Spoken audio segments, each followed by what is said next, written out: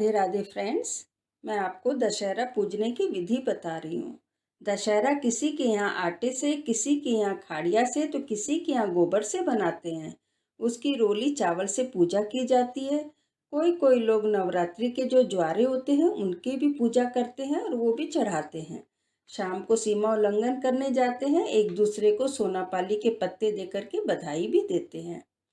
विजयदशमी की कहानी। एक बार पार्वती जी भगवान शिव को दशहरे के प्रचलन के बारे में बताने को कहती हैं।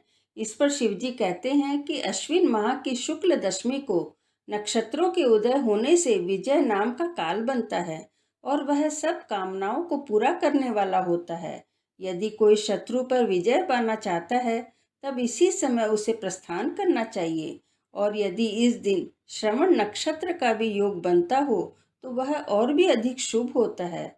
मर्यादा पुरुषोत्तम भगवान राम ने भी इसी काल में लंका पर चढ़ाई की थी।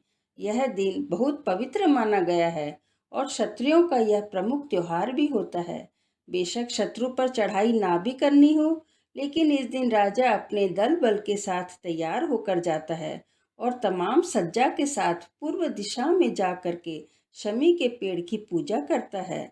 वर्तमान समय में राजा और राज्य नहीं रहे, लेकिन शत्रु के दमन के लिए पूर्व दिशा में जाकर शमी के वृक्ष की पूजा करनी चाहिए। शिव जी बोलते हैं, पूजन करने वाले व्यक्ति को शमी के सामने खड़े होकर ध्यान लगाकर कहना चाहिए, हे शमी वृक्ष, तुम सब पापों को नष्ट करने वाले हो और शत्रु को परास्त करने वाले हो।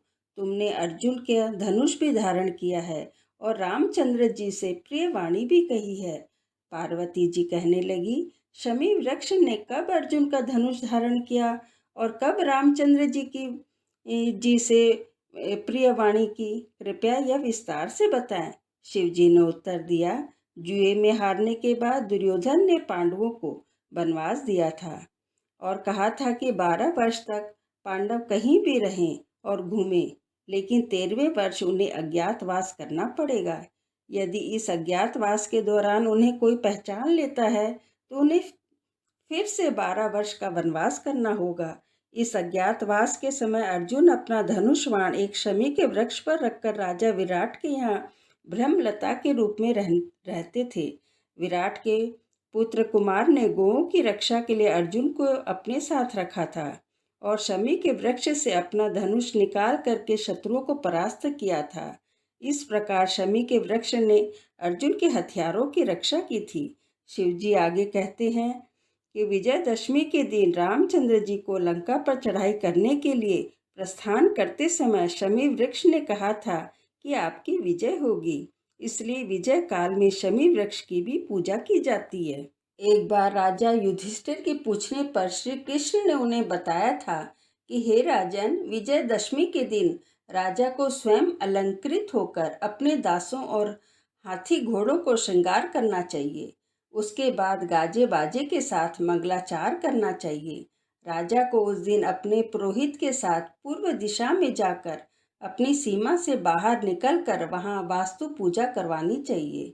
राजा को पुरोहित के साथ अष्ट दिक्पालों तथा पार्थ देवता की वैदिक मंत्रों से पूजा करनी चाहिए। शिवजी आगे कहते हैं कि राजा को शत्रु की मूर्ति बनाकर अथवा उसका पुतला बनाकर उसकी छाती में बाण लगाने चाहिए और पुरोहित को वेद मंत्रों का उच्चारण करना चाहिए।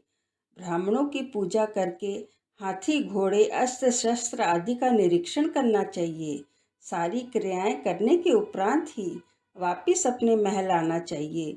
जो राजा विधि पूर्वक शमी की पूजा करता है और विजय काल में सीमा पर जाकर पूजा करता है, वह सदा अपने शत्रु की सीमा पर विजय पाता है। धन्यवाद।